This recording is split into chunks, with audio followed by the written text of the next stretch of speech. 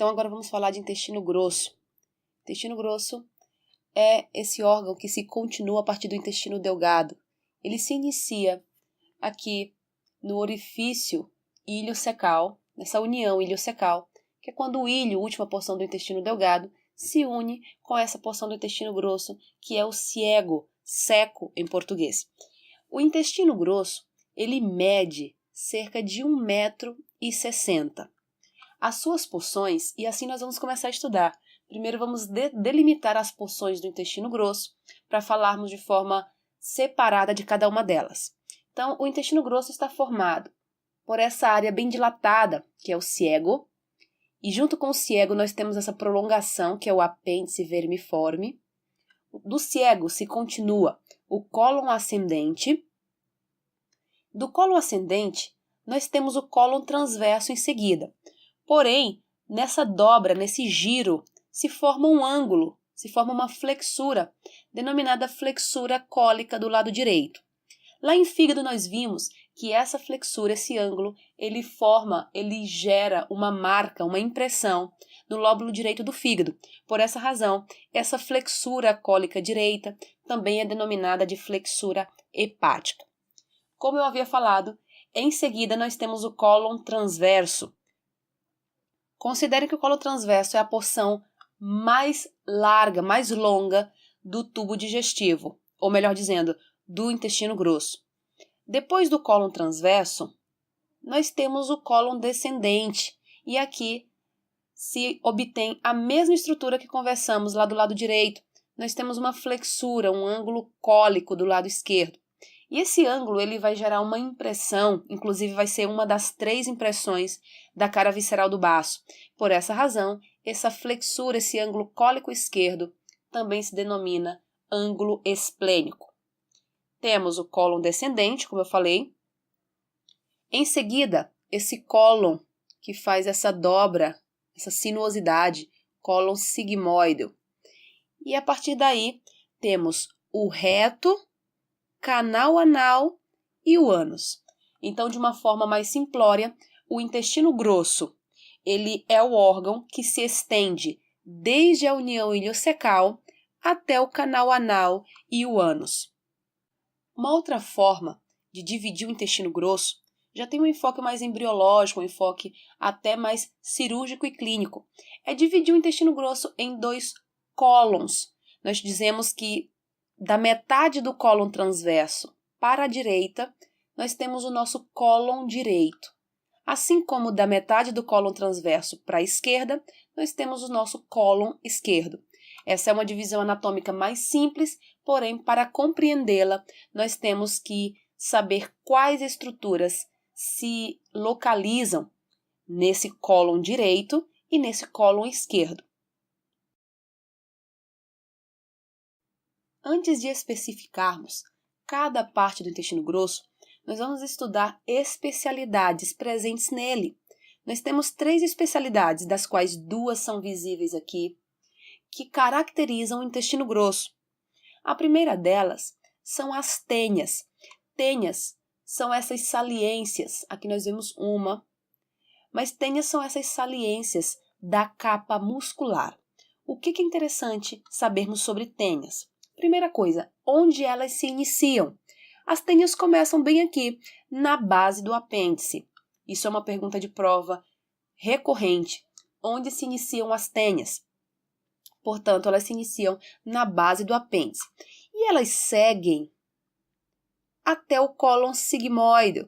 Então, do reto em diante, nós não temos mais tenhas. Podemos dizer que o reto carece de tenhas, porque ele não possui.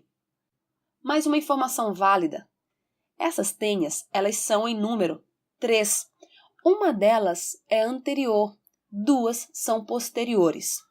Essa tenha anterior, dizemos que ela é a tenha livre, é a tenha mais ântia, é a tenha mais volumosa.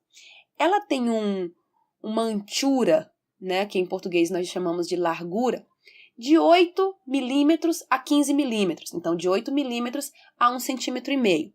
Essa tenha anterior, porque está na frente, ela é a tenha mais ântia, ela é a tenha livre. Além disso, no cólon transverso, pelo fato de a flexura cólica direita, ela dá uma leve torcida no cólon transverso, vamos dizer assim, essa tenha anterior no cólon transverso ela passa a se denominar tenha antero-inferior. Então, é pergunta de prova como se denomina a tenha anterior no cólon transverso. É claro que a partir do cólon descendente, quando o cólon transverso desfaz essa torção, a tenha volta a ser assim como é aqui no ciego no cólon ascendente. Ela passa a se chamar, ela continua se denominando tenha anterior.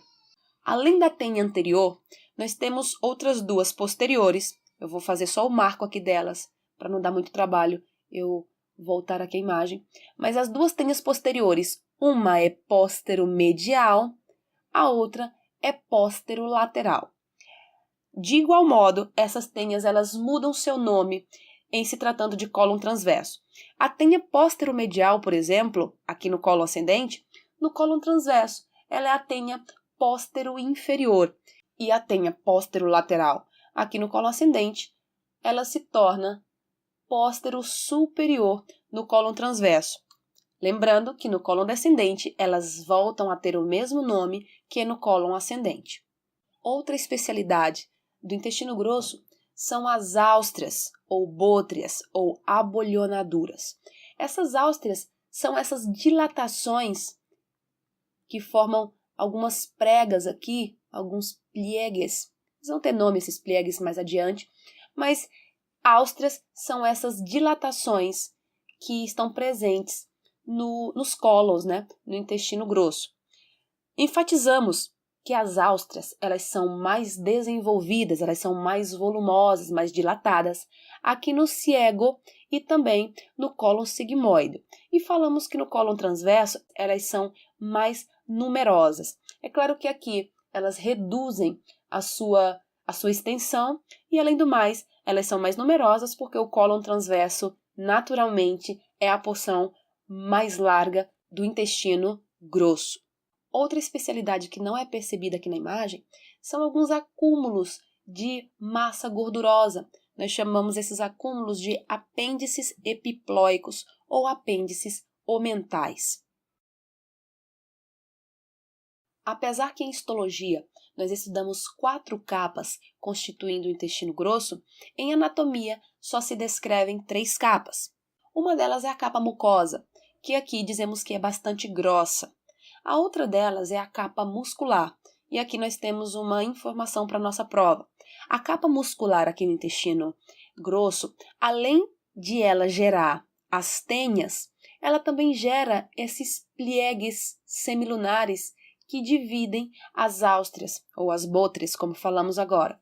Então, capa muscular, eu preciso lembrar de 2 formações do intestino grosso que dependem dessa capa. Uma delas são as tenhas. Um detalhe que eu não falei sobre as tenhas, a propósito, é que elas também se denominam cintilhas longitudinais. Comum numa prova perguntar a que órgão pertencem as cintilhas longitudinais. É claro, elas também são as tenhas, portanto a resposta ideal seria intestino grosso. Bom, o ciego é essa porção mais dilatada aqui do início do intestino grosso. E dizemos que ele se limita superiormente no orifício iliocecal. Então, significa que os limites do ciego são desde a base dele até o orifício iliocecal, que se eu mostrar na imagem, vai estar aproximadamente a essa altura aqui. No orifício iliocecal, nós encontramos uma papila ileal, um tipo de válvula que controla todo o fluxo de material fecal desde o intestino delgado até o ciego. Essa válvula se denomina válvula iliocecal de Bowring. Além dessa válvula, aqui no nosso apêndice, nós temos uma válvula aqui no início do apêndice, também controlando, nesse caso, evitando o fluxo, a passagem de material fecal para dentro do apêndice, a fim de evitar uma inflamação, a fim de evitar uma apendicite. Essa válvula do apêndice se denomina válvula apendicular de Gerlach. Essas 2 válvulas, tanto a de Bowring quanto a de Gerlach, são válvulas formadas a partir das 2 capas do intestino grosso. Tudo bem que são 3, tem uma terceira que é a serosa, que equivale ao peritônio, mas as 2 capas que formam aqui esse pliegue, essa papila, essas válvulas, são espécies de uniões das capas mucosa e muscular. A extensão, o tamanho do ciego não é comentado com clareza no livro, mas o livro comenta assim, a extensão do apêndice vai medir em torno de 9 centímetros. O cólon ascendente se estende desde o ciego, isso quer dizer, desde o orifício iliocecal, até o ângulo cólico direito. Ele mede em torno de 12 a 15 centímetros. Assim como o cólon descendente, o cólon ascendente constitui a porção fixa do intestino grosso, porque aqui atrás, quando falarmos de peritonização, nós vamos entender que atrás do cólon ascendente nós teremos fáscias de coalescência. O cólon transverso, ele é a porção mais móvel e mais larga do intestino grosso. Ele se constitui de 3 segmentos. Um segmento do lado direito, que como podemos ver aqui o livro afirma, ele é oblíquo para baixo. Temos um segmento medial, médio, que é esse segmento transversal, horizontal aqui, é o maior, é o mais extenso de todos. E temos um segmento do lado esquerdo, que ele é oblíquo para cima, porque ele se dirige aqui, ó, superiormente. O cólon descendente, assim como o cólon ascendente, constitui a porção fixa do intestino grosso. Ele se inicia a partir do ângulo cólico esquerdo e se estende até a fossa ilíaca, até a fossa lumbar do lado esquerdo. O cólon sigmoide é essa porção sinuosa do intestino grosso, em forma de asa. Podemos chamar essa porção também aqui de asa sigmoide. O cólon sigmoide ele se estende desde a fossa ilíaca esquerda, ele dá uma volta e termina à frente do sacro. O sacro, lembrando, é um osso ímpar, porém ele é a fusão de aproximadamente 5 vértebras. Então, naquele nível, nós atribuímos o nível de terceira vértebra sacra, o nível de S3. Assim, o cólon sigmoide se estende desde a fossa ilíaca esquerda até S3, até terceira vértebra sacra. Essa asa sigmoide, ela tem um tamanho variável, apesar que na imagem não nos leva a entender isso, mas ela mede em torno de 20 a 50 centímetros. O cólon sigmoide, portanto, é a porção de intestino grosso mais variável entre todas.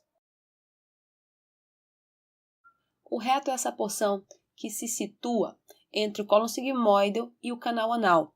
Podemos dizer também que ele se situa a partir de terceira vértebra sacra até uma flexura que nós chamamos de flexura perineal. Tem muita informação sobre reto que nós devemos estudar, só que aqui a imagem não nos favorece tanto. Então eu preciso que vocês tenham um pouquinho de imaginação para entender o que nós vamos falar aqui. Em característica geral de intestino grosso, nós dizemos que o diâmetro desse tubo digestivo aqui, ele é progressivamente descendente, significa que ele começa num diâmetro e esse diâmetro vai diminuindo, exceto aqui no nível do reto, onde o reto vai apresentar uma dilatação, chamada de ampolha retal, e daí então o reto volta a se estreitar até o canal anal. Então aqui no reto nós temos uma porção dilatada, denominada ampolha retal. Outra característica que podemos observar aqui no reto é a presença de pliegues, algumas pregas. Dá para a gente ver uma aqui do lado direito, tem mais uma do lado direito que a imagem não nos favorece. O que importa aqui para nós é que são 3 pliegues que se consegue perceber numa vista frontal, numa vista coronal do reto, que é essa vista que nós estamos obtendo aqui. Então nós temos 2 pliegues retais, um superior e um inferior, que são do lado direito, e um único pliegue retal esquerdo, que é o nosso pliegue retal médio. Esses pliegues também recebem o nome de válvulas retais, de modo que os 2 pliegues do lado direito, ou seja, o pliegue retal superior e inferior, também chamamos de válvulas de Houston, enquanto que o pliegue esquerdo, o pliegue retal médio, intermédio, recebe o nome de válvula de Couroche. Intrigante que aqui na imagem não conseguimos perceber o que o livro afirma. O livro diz que essa válvula de Couroche é quem delimita superiormente a ampolha retal. O que eu quero mostrar para vocês é que aqui na imagem nós vemos essa porção aqui como porção mais dilatada. Porém, o livro sugere que a porção mais dilatada do reto, a ampolha retal, fosse essa porção aqui. Em total, o reto vai medir cerca de 13 a 15 centímetros. Lá na frente do capítulo, o livro vai dizer que mede 14, que na verdade é uma média entre 13 e 15. O canal anal é essa última estrutura aqui do nosso tubo digestivo. Ele mede cerca de 3 a 4 centímetros. No interior do canal anal, nós podemos observar algumas características particulares. Nessa imagem, não é possível observarmos as estruturas a fundo, então eu vou anexar aqui do lado direito uma imagem do nosso Atlas Bibliográfico, que é a 6ª edição de Frank Netter. Iremos observar no canal anal a presença de colunas anais, denominadas colunas anais de Morgane. Na base dessas colunas anais, nós encontraremos válvulas, também denominadas válvulas anais ou válvulas semilunares de Morgane. Ao final dessas válvulas, ao final dessas colunas também, nós encontraremos uma pequena dilatação chamada de seio anal, seno anal. Esses senos, é interessante isso, é até engraçado, porque o livro diz que esses senos eles se assemelham a um ninho de pomba, a um nido de paloma. Pergunta frequente de prova: em que órgão se encontram estruturas que se assemelham a um ninho de pomba? Nesse caso, com certeza, é o canal anal, é o conduto anal. Esses senos anais, eles se encontram aí nessa base e, além disso, eles auxiliam a formação de uma linha, chamada de linha pectínea. É essa linha que vocês verão na imagem à direita, que é uma linha que tem aspecto dentado. Então, numa retoscopia, num procedimento de videocolonoscopia, é possível observar a integridade dessas estruturas que eu comentei, onde inclusive aqui teremos possível formação de hemorroidas. Por quê? Porque na capa muscular do conduto anal, do canal anal, está constituída, e aprendemos isso em histologia, por duas capas musculares, capa longitudinal externa e circular interna. Essas capas, elas norteiam bem aqui a formação de dois músculos, de dois esfínteres. Nós temos um esfíncter anal interno e um esfíncter anal externo. O que eu quero trazer agora é o esfíncter anal interno, na capa circular interna. O livro diz que ela vai se prolongando para baixo até ela alcançar aquela região dentada que eu falei para vocês, que é a linha pectínea. Ali se constitui o esfíncter interno. E o livro diz que essas fibras circulares internas, elas se propõem até a capa mucosa, até a luz do canal anal, para fixar a capa mucosa. E aí forma um pequeno ligamento, chamado de ligamento de Parkes. A peritonização do intestino grosso, ela acontece de forma segmentada. Eu costumo ensinar assim, ó. Ciego e apêndice estão peritonizados, cólon ascendente não está, cólon transverso está, cólon descendente não, cólon sigmoide sim, reto e canal anal não. Então percebam que ficou uma peritonização segmentada. Uma porção é, a seguinte não é, a seguinte sim, e assim por diante. Essas porções que são peritonizadas, elas são porções livres e se fixam à parede posterior pelo seu meso. Vamos lembrar, lá no capítulo 106, quando nós dizíamos que meso era uma dependência peritoneal que fixava um órgão à parede posterior do abdômen. Por esse meso passavam vasos sanguíneos e lá na parede posterior ele gerava uma raiz vasculonervosa da víscera. Então, aqui, olha, o ciego e o apêndice, o peritônio deles vai se continuar com o peritônio do intestino delgado. E aqui nós teremos o nosso mesociego e o nosso mesoapêndice. O cólon ascendente, por não ser peritonizado, assim como o descendente e o reto, dizemos que são retroperitoneais, estão atrás do peritônio. O cólon ascendente, ele se fixa à parede posterior por uma fáscia de coalescência, chamada de fáscia retrocólica ascendente, porque está atrás do cólon ascendente, claro. Fáscia retrocólica ascendente de Toudt II. Aqui na flexura cólica direita, nós também temos essa fáscia de coalescência de Toudt II. Só que aqui, essa fáscia, ela gera dois ligamentos importantes. Um deles é mais débil, outro deles é mais rígido, mais fibroso. Os dois ligamentos da flexura cólica direita, da flexura hepática, são provenientes da face de Toudt II, e esses ligamentos são ligamento hepatocólico, ou ligamento cístico duodenocólico, e também o ligamento frenocólico, que é o ligamento mais rígido entre esses dois. O cólon transverso, por ser peritonizado, ele tem o seu meso, que é o mesocólon transverso. O estudo do mesocólon transverso é um tanto complexo, tem duas caras e assim por diante. Mas o que interessa para nós aqui é a fixação da raiz do mesocólon transverso. Nós dizemos que lá atrás, aqui atrás, eu sei que não dá para ver, mas imaginem, vou tentar anexar uma imagem aqui ao lado. Lá atrás, o mesocólon transverso, a raiz dele, ela se fixa de um rim, vamos imaginar que o rim está aqui, ó, de um rim a outro rim. O livro especifica que vai desde o extremo inferior, desde o polo inferior do rim direito até a metade do rim esquerdo. A flexura cólica esquerda, que a propósito eu não falei lá atrás, mas ela se localiza a nível de 8ª costilha. Essa flexura, ela está fixada por um ligamento que é dependência da fáscia de coalescência do cólon descendente, que a propósito será a fáscia retrocólica descendente de Toudt III.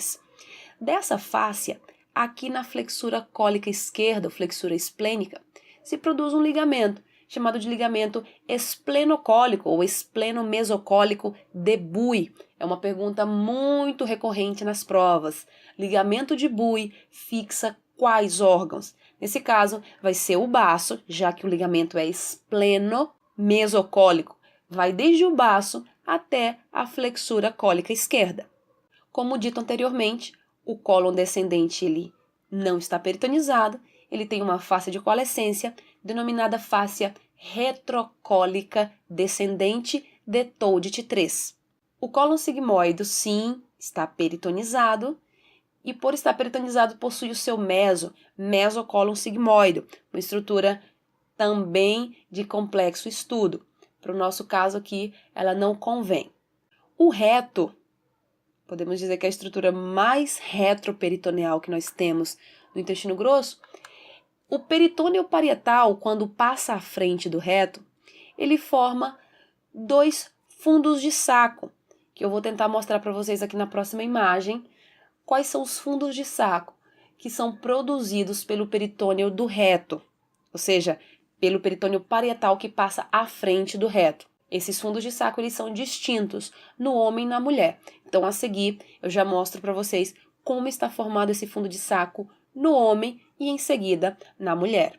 Aqui numa visão lateral, nós conseguimos observar o reto, canal anal, e à frente, nós percebemos que se trata de um indivíduo masculino, porque nós vemos aqui a bexiga, abaixo da bexiga, nós observamos a próstata.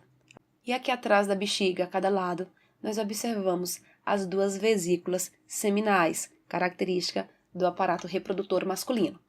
Bom, imagine que o peritônio ele está passando aqui à frente. E reparem, à frente porque a visão aqui é lateral. Está passando aqui à frente do reto. Chega a um determinado ponto que o peritônio não consegue completar essa peritonização aqui da frente e ele precisa fazer isso aqui, ó. Sigam o cursor. Ele passa à frente, chegando aqui, ele toca próstata principalmente bexiga, e segue. E aqui ficou um fundo de saco, denominado de fundo de saco de Douglas no homem. E esse fundo de saco, ele foi formado entre o reto e a bexiga. Então, o fundo de saco de Douglas no homem se denomina fundo de saco retovesical. Lembrando que, por terminologia, tudo que é vesical se refere à bexiga urinária. Na mulher, esse fundo de saco, com certeza, ele é diferente, porque na mulher nós temos interposto entre o reto e a bexiga o útero. Então aqui, ó, o fundo de saco, o peritônio passa no reto e ele faz uma reflexão aqui para peritonizar o útero. Então na mulher, esse fundo de saco aqui, deixa eu ver se ele consegue ficar um pouquinho, não. Aqui.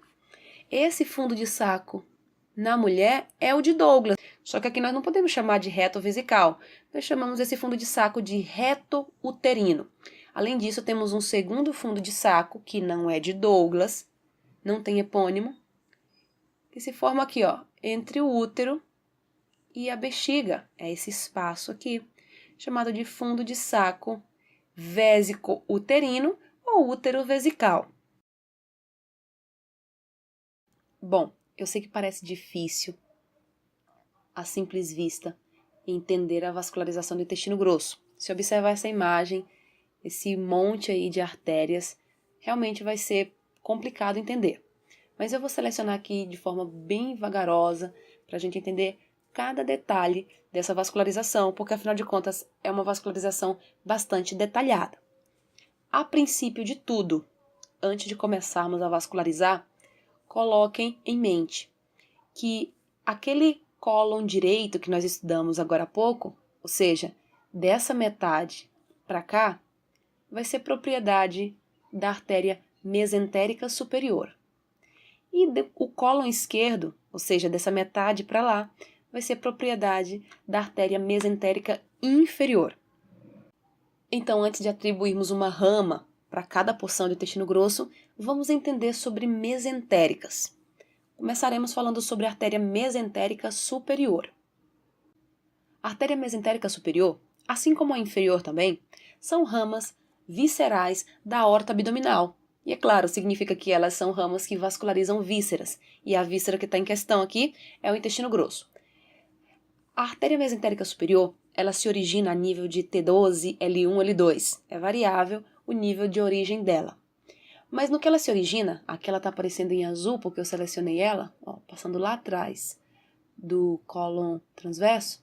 Então, foca que essa é a nossa artéria mesentérica superior. Eu preciso apresentar para vocês que ramas se originam da artéria mesentérica superior. Nós temos essa artéria aqui, ó. Eu vou selecionar ela para vocês observarem. Ela se chama artéria cólica média. Essa artéria cólica média, ela se origina acima do processo unciforme do pâncreas, acima do pâncreas menor de Winslow. Lá em pâncreas nós vamos ver que estrutura é essa. Então essa é a nossa artéria cólica média. E nessa artéria cólica média tem uma informação que é contrastante, desde o livro ao ponto de vista dos cirurgiões. O livro diz que essa cólica média é que é a rama constante da mesentérica superior, enquanto que os cirurgiões falam que quase nenhum paciente tem essa artéria cólica média, que a grande maioria vai ter a artéria cólica direita. Veremos a seguir, que para o livro é a rama inconstante. Então tudo bem, artéria mesentérica superior, artéria cólica média, uma das ramas que nós já conhecemos. Não se preocupem ainda com qual parte do intestino ela vasculariza. Só conheçam a artéria. Então, mesentérica superior de novo. A artéria mesentérica superior, ela vasculariza também o intestino delgado. Então eu tenho aqui, olha, várias ramas jejunais e ileais. Eu vou tirar elas aqui da nossa imagem para não perturbar o nosso entendimento. Pronto. Aparentemente está mais fácil agora. Além da artéria cólica média, nós temos a artéria cólica direita, como rama da mesentérica superior. Essa artéria cólica direita é que é a nossa rama inconstante, certo? Para a prova, rama inconstante da mesentérica superior é a artéria cólica direita. Além da cólica direita, nós temos a rama terminal, é essa aqui, ó. Essa é a rama terminal. E essa artéria aqui, ela é chamada de ileocólica, rama terminal da mesentérica superior, artéria ileocólica. O livro vai atribuir a essa artéria um outro nome, levando em conta as ramas que provêm dela. Então, observem, dessa artéria ileocólica vão se originar várias ramas. Ramas para o íleo, que não está aqui porque é intestino delgado, rama para o ciego, duas inclusive, rama para o apêndice e uma raminha aqui para ajudar no cólon ascendente, veremos a seguir. O que eu quero que vocês saibam é que a artéria ileocólica, por conta dessas várias ramas que ela emite, ela também se denomina artéria ileo-biseco-apendículo-cólica, porque ela vai vascularizar a porção terminal do íleo, repito que não está aqui na imagem, biseco, porque ela vai dar duas ramas para o ciego, vai ser uma artéria secal anterior, lá atrás uma secal posterior, vai dar uma rama apendicular para vascularizar o apêndice, e uma rama cólica para vascularizar o cólon ascendente. Essa é a nossa artéria mesentérica superior. Agora falaremos da artéria mesentérica inferior. O objetivo da artéria mesentérica inferior é vascularizar apenas o lado esquerdo do intestino grosso, ou seja, apenas o cólon esquerdo. A mesentérica inferior, ela não contribui para a vascularização do intestino delgado. A artéria mesentérica inferior, ela nasce também da aorta abdominal, é uma rama visceral. Ela nasce a nível de terceira vértebra lombar a quarta, então a nível de L3, L4. E o livro também enfatiza que ela vai nascer a uns 3 a 4 centímetros acima da bifurcação da aorta. Então, 3 a 4 centímetros acima é onde nasce a artéria mesentérica inferior. As ramas da mesentérica inferior, nós temos essa artéria aqui, que é a nossa artéria cólica esquerda. Notem uma informação.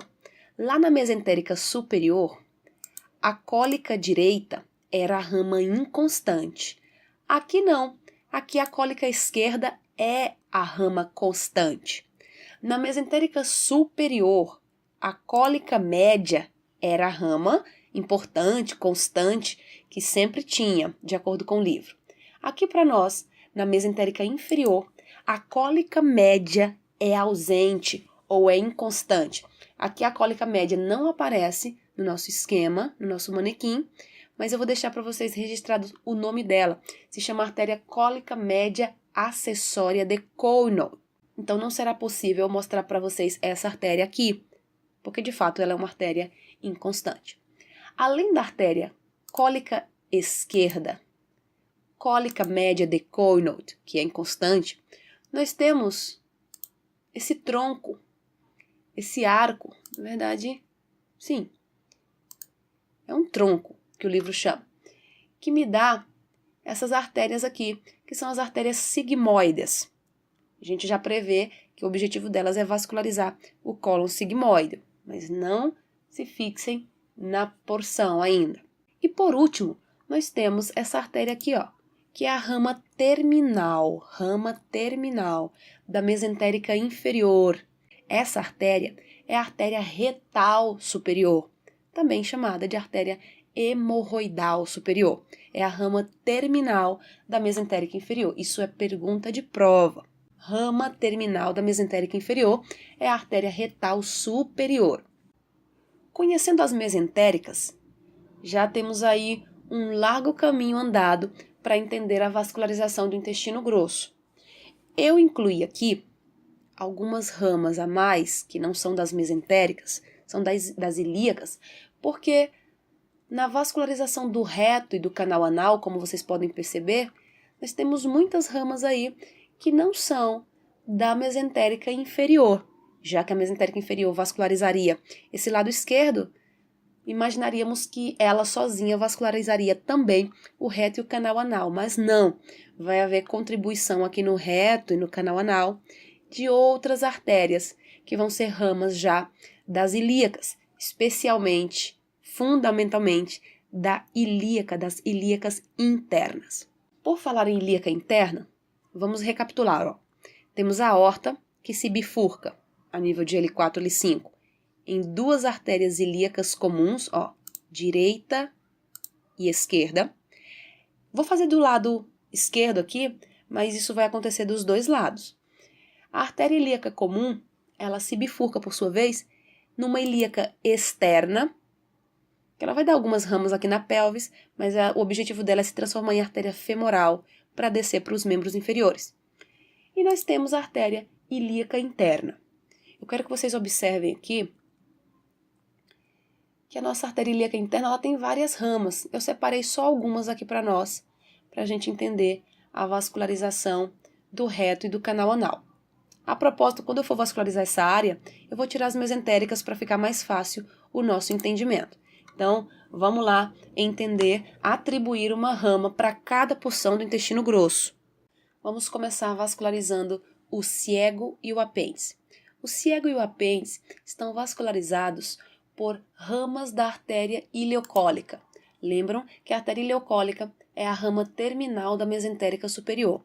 Da artéria ileocólica se originam aquelas várias artérias que nós falamos aqui. Por essa razão, essa artéria também se denomina iliobseco-apendiculocólica. É por essa artéria que o ciego e o apêndice estão vascularizados. O cólon ascendente, precisamos atentar bastante aqui, porque vai ser vascularizado pela artéria cólica direita, se houver, e essa artéria vai dar umas ramas, enfim. Então, vamos pegar uma atenção especial aqui para essa parte. O cólon ascendente, ele está vascularizado por essa artéria aqui, ó. Eu acabei de tirar a artéria iliocólica, mas eu mantive aqui a rama cólica dela. Lembra que a artéria também chama iliobseco-apendiculocólica? Pois bem, essa é a rama cólica da artéria ileocólica. Então, o cólon ascendente está vascularizado pela rama cólica da artéria ileocólica. Essa artéria, ela vai estabelecer algumas anastomoses. Como? Se houver artéria cólica direita, essa artéria cólica direita, ela emite duas ramas. Uma rama superior para vascularizar a flexura cólica direita e uma rama inferior, que é a rama que vai se anastomosar com essa rama cólica que nós conversamos.